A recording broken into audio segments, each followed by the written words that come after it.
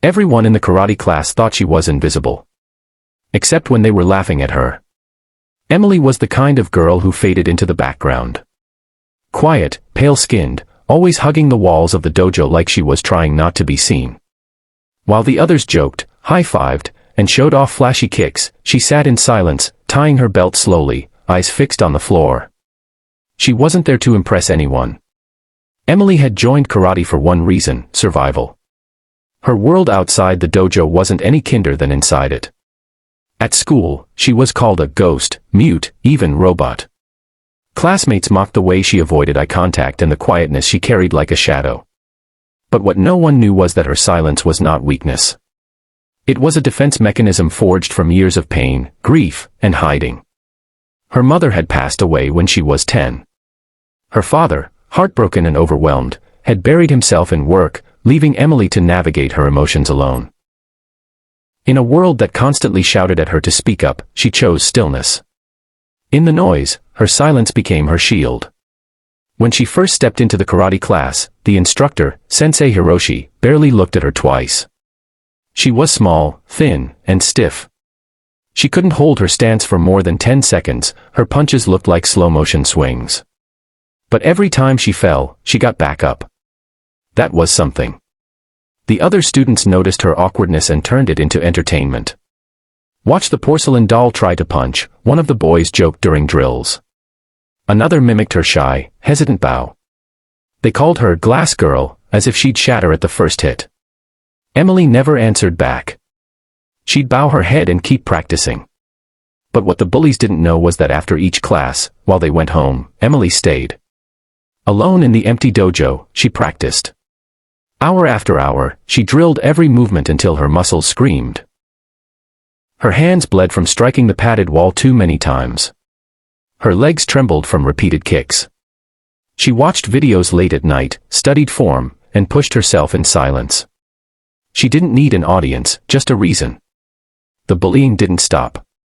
One day, during sparring drills, a student named Logan, the loudest and strongest in class, whispered just loud enough, "Don't worry, I won't break the doll." Then he lunged at her with reckless power. Emily didn't flinch. She parried. Sidestepped. Then swept his leg from under him so fast he landed with a thud that echoed across the dojo. Everyone froze. Logan sat there in disbelief. Sensei Hiroshi raised an eyebrow. "Begin again," the sensei said, hiding a faint smile. Emily bowed. Logan attacked harder this time. She countered every move, not with anger, but precision. She dodged a roundhouse kick and responded with a palm strike to the chest. Then, in one fluid move, she spun and landed a controlled sweep, pinning Logan flat to the mat. She didn't gloat. She stepped back quietly and bowed. 60 seconds. That's all it took. The dojo was silent. The students who had mocked her now stared like they had seen a ghost. But Emily wasn't a ghost. She was real. And in that moment, every ounce of pain she had buried came out, not in screams or revenge, but in discipline, mastery, and power. Sensei Hiroshi walked over and simply said, "Well done." It was the first time he had acknowledged her without doubt. From that day on, things changed. The bullies avoided eye contact. They bowed more respectfully. Emily didn't have to prove herself with words, she had earned her place through will and skill. Over time, even Logan started treating her like an equal. He eventually approached her and asked if she could help him improve his footwork. She agreed, without hesitation or grudge. Outside the dojo, Emily walked taller. She didn't become loud or flashy, but she didn't hide anymore either. Her classmates still didn't fully understand her, but they stopped mocking her. Respect had replaced ridicule. One day, during a local tournament, Emily stood alone in the center ring, not afraid, not shy. Just steady. Calm. Unbreakable.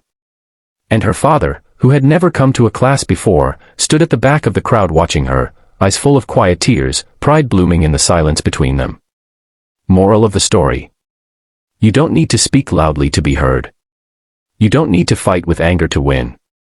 Real strength isn't always obvious, sometimes it grows in silence, takes shape in struggle, and shines brightest when no one expects it.